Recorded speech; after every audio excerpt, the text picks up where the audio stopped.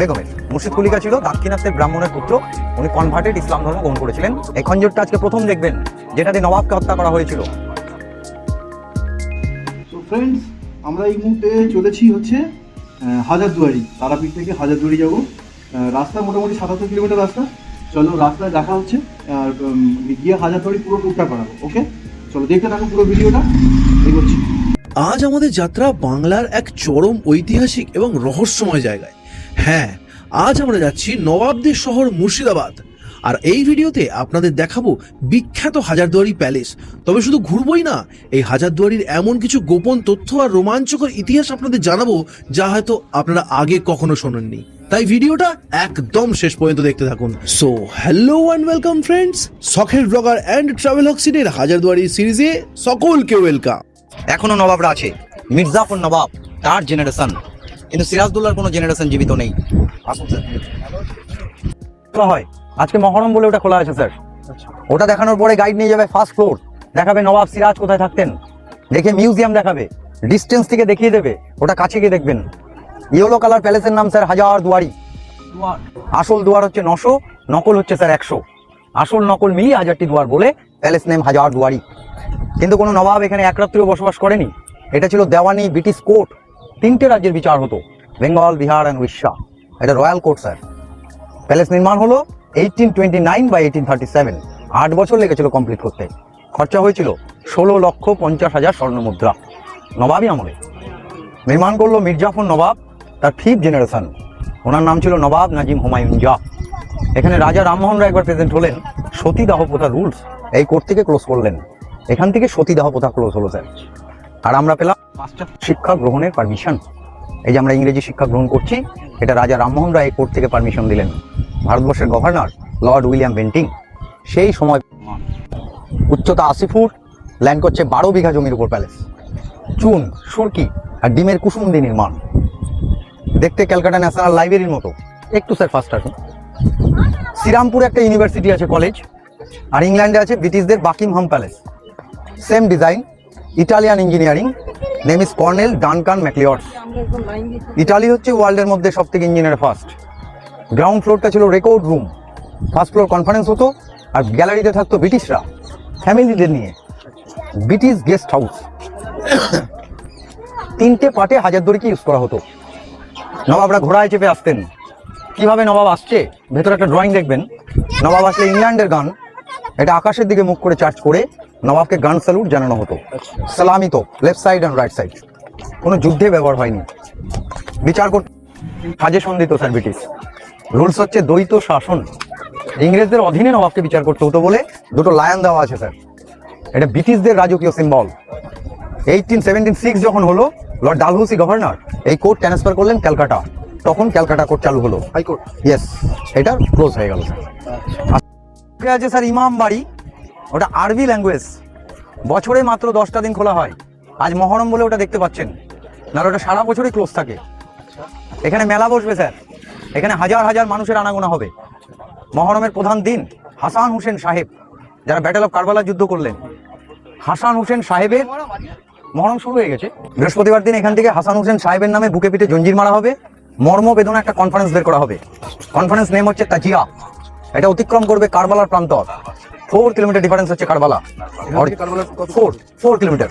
আর original Karbala রয়েছে ইরাকে। এটা বঙ্গের মধ্যে বৃহত্তম স্যার, 207 মিটার লং। 1847-এ মির্জাফর নবাব তার 6th জেনারেশন নির্মাণ করলো। নেম ইজ নবাব নাজিম ফেরাদুন জাহ। মির্জাফরের 6th জেনারেশন। আচ্ছা, আর ওটা 5th জেনারেশন। আর দুপাশে যে কক্ষগুলো দেখা যাচ্ছে ওগুলো হচ্ছে গেস্ট হাউস। গেস্ট আসলে নবাব তাদের থাকা খাওয়ার সুব্যবস্থা করতেন। এটা এশিয়া মহাদেশের মধ্যে সব থেকে বৃহত্তম ইমাম বাড়ি স্যার, 207 মিটার লং। সময় লেগেছিল অনলি 6 মান্থ, আর খরচা হয়েছিল 6,50,000 স্বর্ণ মুদ্রা। 6,50,000। আচ্ছা, মোবাইলে লেফট সাইডে একটা মসজিদ দেখা যাচ্ছে, ওটা ওল্ড, 1723। আচ্ছা, ওর ভেতরে একটা কবর আছে স্যার। আচ্ছা, মুর্শিদ কুলিকার বেগমের। বেগমের মুর্শিদ কুলিকা ছিল দাক্ষিণাত্যের ব্রাহ্মণের পুত্র, উনি কনভার্টেড ইসলাম ধর্ম গ্রহণ করেছিলেন। ওনার নাম অনুকরণ করে এই জায়গার নাম হচ্ছে মুর্শিদাবাদ। মুর্শিদ কুলিকার সাথে সিরাজের কোনো সম্পর্ক নেই। মুর্শিদ কুলিকা ব্রাহ্মণের পুত্র ইসলাম ধর্ম গ্রহণ করলেন 1704-এ, ঔরঙ্গজেবের দেওয়ান হিসাবে মুর্শিদাবাদে আসলেন। মুর্শিদ কুলিকার পরে সুজাউদ্দিন খান নবাব হলো ওনার জামাতা, ওনার পরে নবাব হলো সরফরাজ খা। মুর্শিদ কুলিকার জেনারেশন সরফরাজ খা পর্যন্ত শেষ হলো।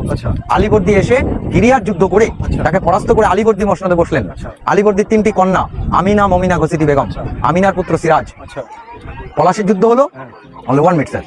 নবাব 1 বছর আগে মদিনা মসজিদ নির্মাণ করলেন, ভেতরে মক্কা শরীফের মাটি আছে। এটা ওল্ড 1756। যারা গরিব দুঃখী মানুষ অর্থের অভাবে মক্কা যেতে পারে না, তারা এখানে এসে হজ পালন করবে। এটা নবাব সিরাজের স্যার। সিরাজের একটা সোল্ড আছে মিউজিয়ামের ভেতরে, 3.5 ফুট লং। নবাবের উচ্চতা ছিল 7 ফুট 2 ইঞ্চি লং। তার একটা স্মল ড্রয়িং ভেতরে দেখবেন। আর নবাবের কবর আছে এখান থেকে 5 কিলোমিটার ডিফারেন্স। খোশবাগ 34 নবাবের পরিবারের 34টা কবর বা সমাধি। এখান থেকে 5 কিলোমিটার দূরে। ইয়েস, জায়গাটার নাম খোশবাগ। 4টে জিনিস নবাবের, আর বাদ বাকি যা কিছু দেখা যাচ্ছে সবই মির্জাফরের জেনারেশনদের। সিরাজের এখানে তেমন কিছু নেই স্যার। রাজখালি একটা মদিনা মসজিদ। ইয়েস স্যার, ওই মসজিদের ভেতরে কবরটা হচ্ছে মুর্শিদ কুলিকার বেগমের। সিঁড়ির নিচে ভেতরে একটা কবর নসরি বানু বেগমের, সিঁড়ির নিচে রাখা আছে। যদি কোনো ভালো মানুষ তাকে দেখতে যায়, তার পায়ের ধুলো কবরে পড়ে যেন পাপটা স্খলন হয়, এই জন্য সিঁড়ির নিচে নবাবের বেগমের কবর। মানে পাপ কার পাপ করলো না? মানে ওনার পরিবারের প্রত্যেকটা সদস্যের কবর সিঁড়ির নিচে দেওয়া আছে। কোন কার পরিবারে? মুর্শিদ কুলিকা।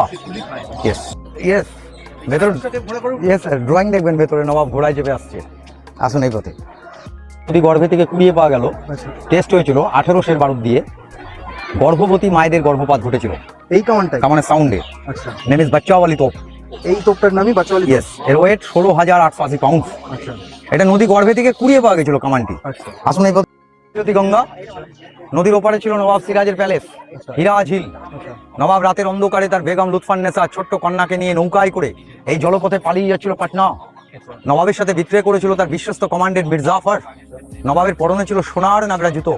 দানেশ ফকির অর্থের লোভে নবাবকে ব্রিটিশদের হাতে তুলে দিয়েছিলেন। দানেশ ফকিরকে শুট করে হত্যা করে দেয় রবার্ট ক্লাইভ, কারণ সে অর্থের লোভে নবাবকে ধরিয়ে দিতে পারে বলে তাকে পুরো সমাপ্ত করে দেয়। নবাবকে মির্জাফরের বাড়ি 7 দিন বন্দী রাখা হয়েছিল। বাড়িটির নাম নিমো খারাম দেউড়ি, মাত্র 2 কিলোমিটার ডিফারেন্স। মির্জাফর সান মিরান ওনার পারমিশনে এই খঞ্জর দিয়ে হত্যা করলো মোহাম্মদী বেগ। এই খঞ্জরটা আজকে প্রথম দেখবেন, যেটা দিয়ে নবাবকে হত্যা করা হয়েছিল। ওটা কামান চার্জ করে ধ্বংস করে দিলেন। আসল হাজারদুয়ারি ছিল স্যার নদীর ওপারে, ওটা ধ্বংস করে দেয় রবার্ট ক্লাইভ দেওয়ানি লাভের পর। কিভাবে দেওয়ানি লাভ হচ্ছে, ফার্স্ট ড্রয়িং দেখবেন আজকে ভেতরে স্যার, দেওয়ানি লাভের। আর কিছুটা নদী গর্ভে চলে যায়। আজান নামাজ সময় মতো হচ্ছে। মসজিদের সামনে আরেকটা গান দেখা যাচ্ছে, ওটা ইংল্যান্ডের গান। রমজান মাস আসলে ওটা চার্জ করা হতো, রোজা ভঙ্গের সময় জানানো হতো। ওই সামান্য সময়কে বলা হয় ইফতার, নাম দেওয়া হয়েছে ইফতিহারি তোপ। আসুন 900, এগুলো ওপেন ক্লোজ করা যায়। ডুপ্লিকেট হচ্ছে 100। শত্রুদের কনফিউজেবল দেওয়ার জন্য 1000 গেট, প্যালেস নেম হাজার দুয়ারি। এটা স্যার মেন গেট। আসুন মেন গেটের সম্মুখে স্যার। মেন গেটের ভেতরে ঝাড়বাতি দেখছেন, ওল্ড ডায়মন্ডস। এটা ইংল্যান্ডের মহারানী ভিক্টোরিয়া নবাব নাজিম ফেরাদুঞ্জা ইমাম বাড়ির মালিক তাকে জন্মদিনে উপহার দিয়েছিল।